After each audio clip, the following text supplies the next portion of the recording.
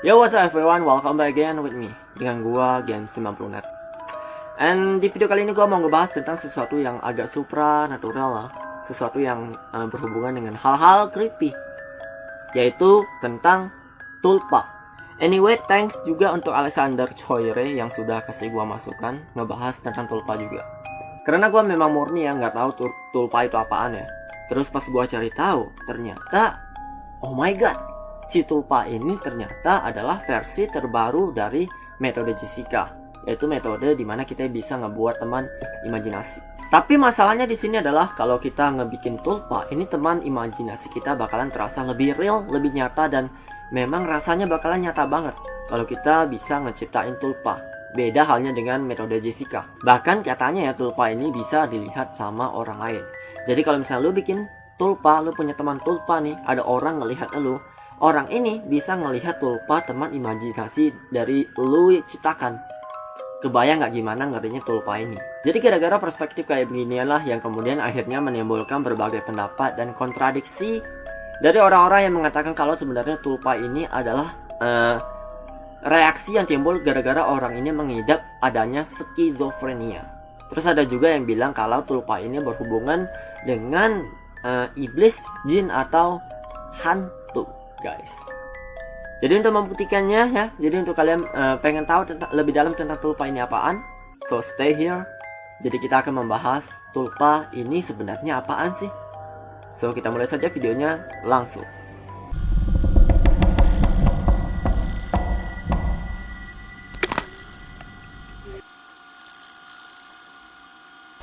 Jadi tulpa sendiri ini sebenarnya merupakan kemampuan spesial yang dimiliki oleh seseorang untuk bisa menciptakan teman imajinasi atau bisa menciptakan teman imajinasi di dunia nyata. Kalau misalnya kalian bertanya seberapa nyatanya sih tulpa ini, maka jawabannya adalah tulpa ini benar-benar sangat nyata.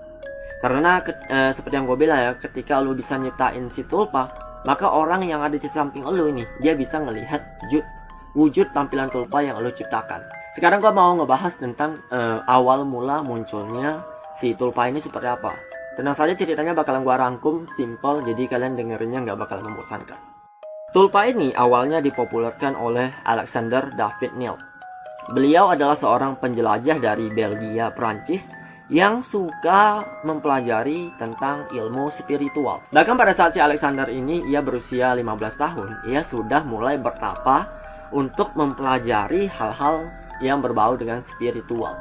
Jadi pada saat berusia 15 tahun, ia sudah mempelajari yang namanya pertapaan. Ia bertapa selama berbulan-bulan, menerima berbagai siksaan fisik dengan tujuan ia ingin mempelajari tentang ilmu Saus des Nues de Orage. Singkat ceritanya, pada saat si Alexander ini sudah dewasa, ia melakukan perjalanannya ke daerah Tibet. Di sini ceritanya si Alexander pengen mendalami tentang ilmu tulpa.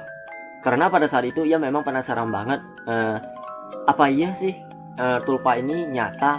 Bahkan saking nyatanya, orang lain bisa melihat dan nyentuh tulpa milik lu sendiri. Dan dari sanalah setelah ia pergi ke Tibet, ia melakukan bertapa selama berbulan-bulan dan akhirnya ia berhasil menciptakan tulpa, teman imajinasi yang ia ciptakan sendiri. Bahkan saat itu si Alexander mengatakan ia menciptakan sosok wanita biarawan dengan ciri-ciri tubuh pendek, gemuk, dan memiliki senyuman ceria.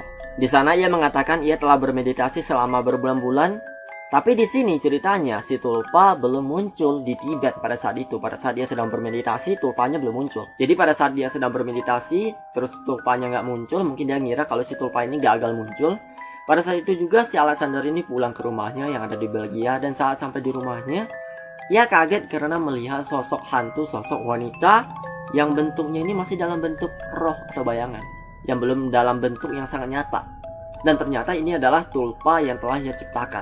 Saat itu bentuk dari tulpa ini masih belum kelihatan sempurna ya, alias masih kayak hantu.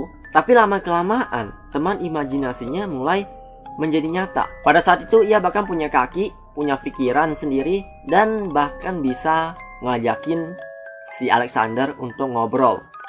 Kebayang gak lu, teman imajinasi yang lu ciptakan pada saat itu juga bisa punya pikiran sendiri dan punya ide untuk ngajakin si penciptanya ngobrol berduaan. Awalnya Alexander ini dia enjoy gitu punya teman imajinasi, karena kan kalau orang yang nggak punya teman ya, kalau misalnya punya teman imajinasi pasti rasanya bakalan seru banget. Lo bisa bercerita rahasia yang lo miliki kepada teman imajinasi lo tanpa takut rahasia lo dibocorin sama orang lain. Ya intinya pada saat itu si Alexander dia sangat enjoy punya teman tulpa. Tapi lama kelamaan si Alexander ini mulai takut men. Dia mulai merasa was-was karena tulpanya ini makin lama makin aneh. Karena sekali si Alexander ya pernah ngelihat tulpanya ini senyum ke arah Alexander dengan senyuman yang sangat menyeramkan. Wajahnya terlihat sangat mengerikan. Pada saat itu si Alexander nggak tahu ya kalau si tulpa ciptaannya ini sudah menjadi sebuah sosok teman imajinasi yang sangat nyata. Bahkan pada saat itu juga tibalah sebuah momen di mana si Alexandra kedatangan tamu yang pada saat itu juga ia ingin memberikan Alexandra hadiah mentega. Dan pada saat itu juga si tamunya Alexandra pada saat itu dia ngomong kayak gini ke si Alexandra. Wah, di sini ada seorang biarawan juga ya. Dari sinilah si Alexandra mulai sadar kalau tulpa ini lama-kelamaan mulai menjelma seperti manusia, nyata, bahkan bisa dilihat sama orang lain. Yang ujung-ujungnya si Alexandra ini karena ketakutan, ia memutuskan untuk kembali lagi ke daerah Tibet untuk melakukan pertabaan dengan tujuan tulpa yang telah ia ciptakan ini bisa menghilang. Ia pergi ke Tibet, di sana bersemedi selama berbulan-bulan dan hasilnya ia mendapatkan hasil yang sangat ia inginkan. Karena pada saat itu juga, pada saat ia kembali ke Belgia, tulpa ciptaannya pun sudah menghilang dari rumah si Alexandra. Jadi kurang lebih itulah cerita kenapa si tulpa bisa muncul ke dunia ini. Teman imajinasi yang menurut gua adalah sebuah metode yang sangat nyata untuk menciptakan teman imajinasi.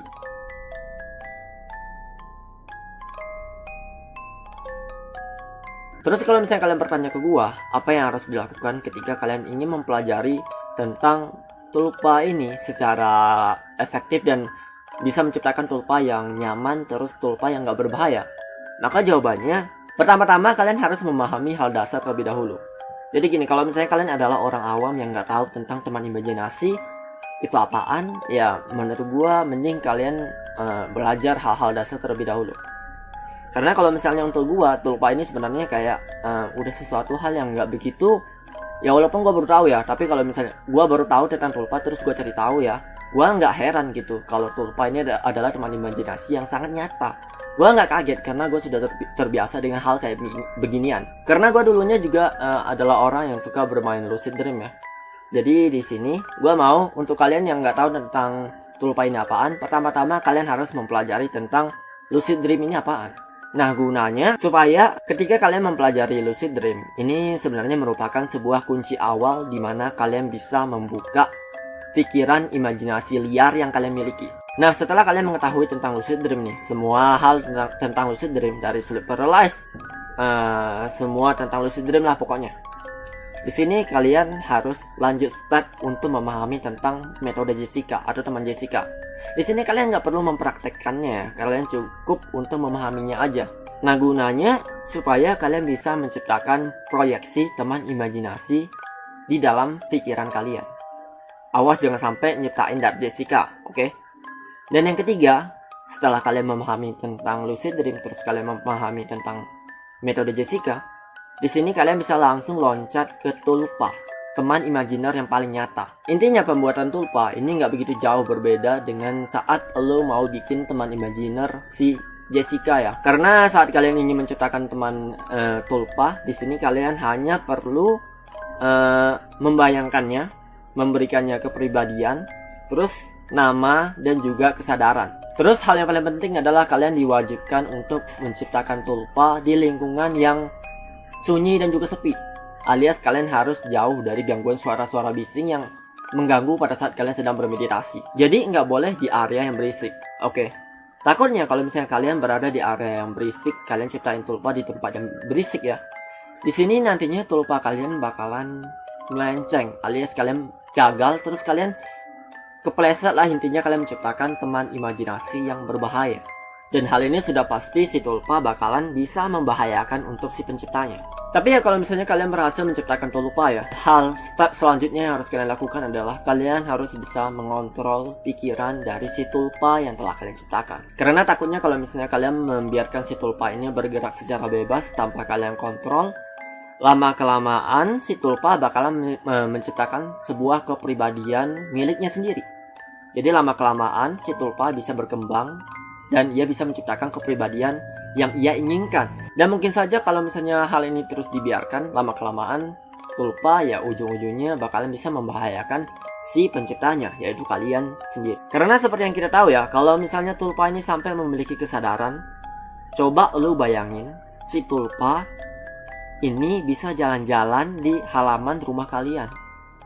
Terus coba bayangin juga kalau misalnya si tulpa pada saat kalian sedang tidur ya, si tulpa tiba-tiba nongol di hadapan kalian dan berusaha untuk menyerang kalian. Apa enggak berbahaya kalau misalnya tulpa sampai tercipta yang kayak begini ya? Tapi kalau misalnya kalian memang pengen menciptakan teman imajinasi yang bisa kalian gunakan, bisa kalian suruh-suruh untuk mengambil barang, terus bisa kalian sentuh-sentuh teman imajinasinya, maka jawaban terbaik untuk kalian saat ini adalah tulpa. Karena kalau misalnya kalian menggunakan metode Jessica untuk menciptakan teman imajinasi, tapi harapan kalian supaya teman imajinasi ini bisa kalian perlihatkan ke teman kalian, maka itu mustahil.